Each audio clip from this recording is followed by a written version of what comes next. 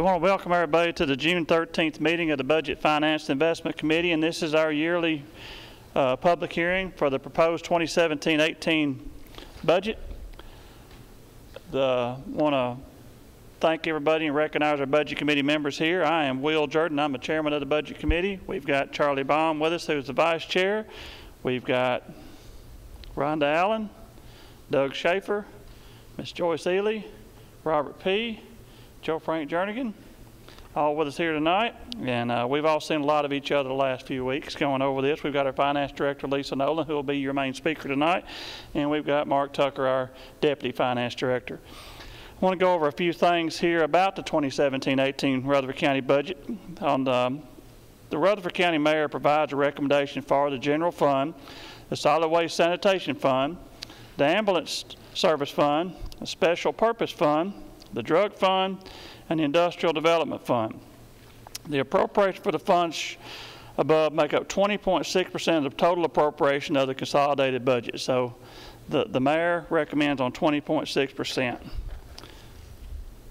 What the mayor does not make a recommendation on is the debt service fund, highway fund, the general purpose school fund, the cafeteria fund, and the educational capital project fund. In the 2017-18 Rutherford County budget, the Budget and Finance Committee has reviewed, made additional changes, and has made the recommendations to the public. All meetings have been televised on Channel 19. The details of all the budgets are on the Budget and Finance page at www.rutherfordcountytennessee.gov. It's been published in the newspaper, and we're going to present it to you tonight. And then after Ms. Nolan makes her presentation, we're going to open up for any public comments. And there are a few seats still available, so if anybody is close, they can still get by to participate that in a few minutes. So with that, I'll turn it over to Ms. Nolan. Okay, thank you. Okay, we'll start. I always start at the end of the story, and the end of the story is the tax rate recommended for next fiscal year is the same tax rate as we have for this fiscal year at $2.68 per hundred. There is one change with 1 cent being recommended to be transferred out of the education fund into the debt service fund for future borrowings for capital projects for schools. As you can see here, with just a pictorial, most of the property tax is for schools, education capital projects. When you add the component for education for debt service, I mean, there are about 75% of our budget is related to schools. Throw this slide in for you just for your enjoyment and entertainment is the assessed value for the properties in Rutherford County. And where I got this was from the Tennessee State Board of Equalization for their tax aggregate report. The yellow lines represent reappraisal years, and at the top for 2017, the assessor has given us the number of $7,074 million to base the revenue off the tax of the current tax rate. That will generate using a 4.5% delinquency rate, estimating $181 million from the current tax rate, with almost $13 million going for city schools. That is about 19 cents, well, more than 19 cents of our tax levy goes for the city of Murfreesboro's school system. We talked about pennies quite a bit. The general fund penny is $675,604 is our estimate. The school penny is $574,939. It's a bit more of an increase than what we're showing in the general fund, primarily because the ADA has shifted more in favor of the county schools than the city schools. So next fiscal year, our estimated revenues for all funds is $545,867,000, with $562 million being our appropriations. So our revenues are under our appropriations by $16,138,000. Where's the money come from? I spoke earlier, 31% is coming from that current tax levy, and 41% comes from the state of Tennessee, and that's primarily funding the BEP for schools.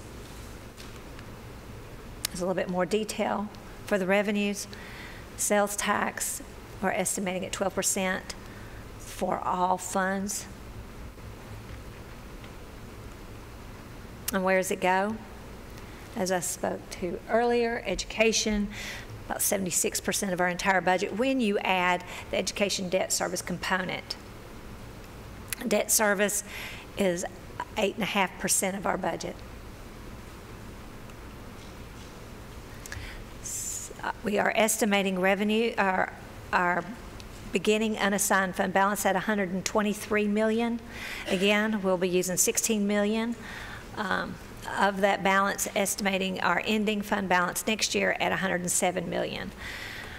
The numbers out to the side in color represent our tests for fund balance. For the general fund, our minimum is 15%. We're showing an 18.7% fund balance estimate. Schools, the minimum is at 3%. We're showing them at 5.8%. Cafeteria can be no more than 25%. And our general debt service, we've been using 65 as the minimum, and we're showing 88%. I'll quickly go through these highlights of these funds. As I said, in general fund, it's only 17% of the budget, but 55% of the general fund is made up of 55% of the general budget is used for public safety. Some of the items in the general fund, we are adding 20 full-time positions and 17 part-time positions. But as a reminder, we did add 19 positions for public safety at the very beginning of the fiscal year. For next year, there's a slight increase to the base table for our salaries, and the latest salary survey has been implemented and applied to many of the public safety positions. Again, we will be relying on fund balance to fund next year's budget of $7 million. If you were to balance this budget with revenue, you would need additional 10.5 cents in revenue from somewhere. Schools, the three major funds: general purpose schools, the cafeteria, and education capital projects. Their increase, they've got a $23.8 million increase over the original budget. I remind you that at the beginning of the year, they transferred $11 million out of their fund into the education, not education, but other capital projects to fund education projects, so that we did not have to borrow for those things. There's 141 positions added to next year's budget. 41 positions are specifically for Rocky Fork Middle. They add one full-time high school science specialist. That's a new position for them. It's also a 3% increase to their base table for both classified and certified staff. So how are we going to fund this increase? Well, as I said, they are moving 1 cent out of the education fund into debt service, but they still have a $2 million increase for us just because of the assessed values going up. There's $6.7 million more in sales tax revenue, and they are receiving $13.8 million more in BEP funding.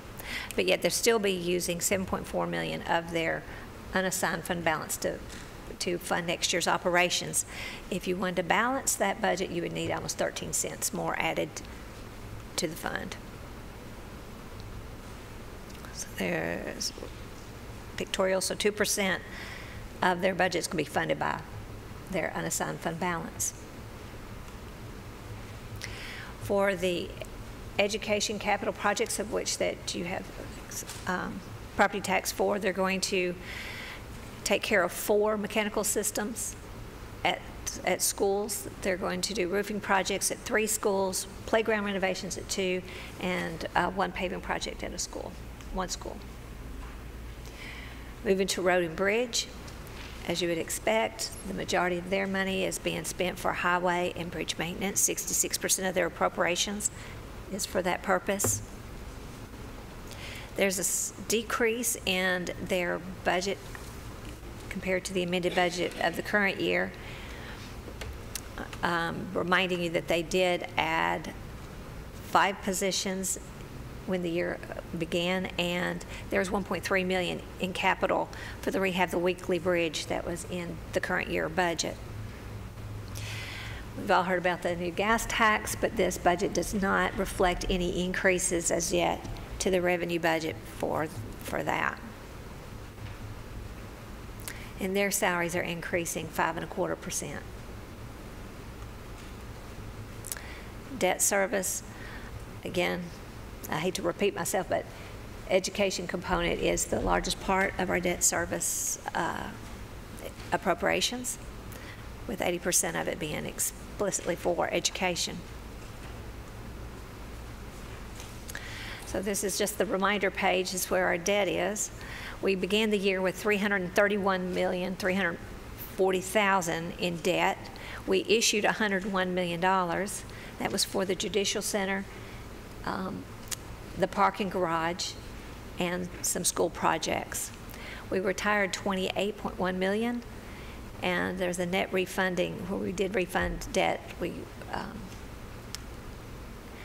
issued debt to refund debt, and with a net savings of $1,680,000 of principal. So we end this year with our debt at $402,480,000. We anticipate paying off nearly $30 million in principal. That would bring our ending outstanding debt to $372,495,000, but there is an anticipated borrowing in the fall between $80 and $85 million, which was one of the reasons why the committee moved the 1 cent from schools into the debt service fund. So that concludes the overview. As Commissioner mentioned, that if you would like more detail, it is on our website, www.rutherfordcounty10.gov. Find the Budget and Finance Department tag, and then look for proposed budget by year.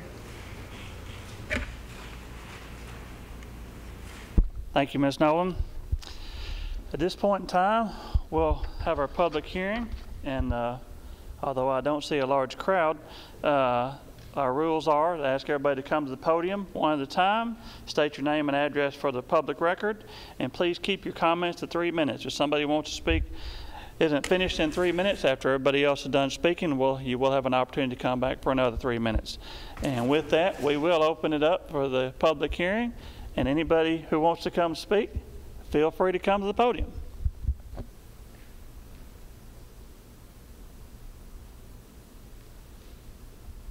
And seeing nobody coming to the podium, we will close the public hearing to speak. I will say that I hope there's a lot of people watching this on TV, because this is big business. $560-something million.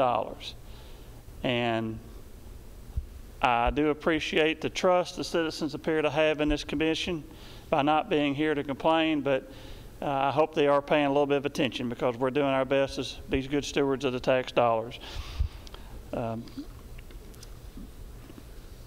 Since nobody is speaking and we are about to wrap up, I will announce we're going to have the additional meetings for the Budget Committee are. We'll meet tomorrow night at 5:30 to go over any additional changes to the budget and to go over whatever comments were tonight, which there weren't any, but that we still may have some business to do. We'll meet at room 205 in the courthouse. And then Tuesday, June 19th at 5:30, we'll recommend a tax levy and appropriation resolution. And then on Tuesday, June 27th at 9 o'clock in the Commission chambers will be the meeting of the full County Commission, and we will hopefully adopt the budget. Will be our next meeting.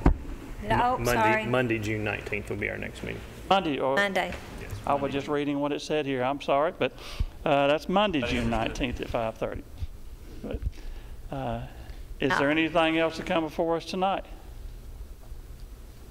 That's it. Sorry. Well, I do appreciate the commissioners being here, and I do appreciate my fellow budget committee members on us working so well together this far in the process. And we're almost there, but we're not quite done yet. But thank you, everybody, and have a good evening. We're adjourned.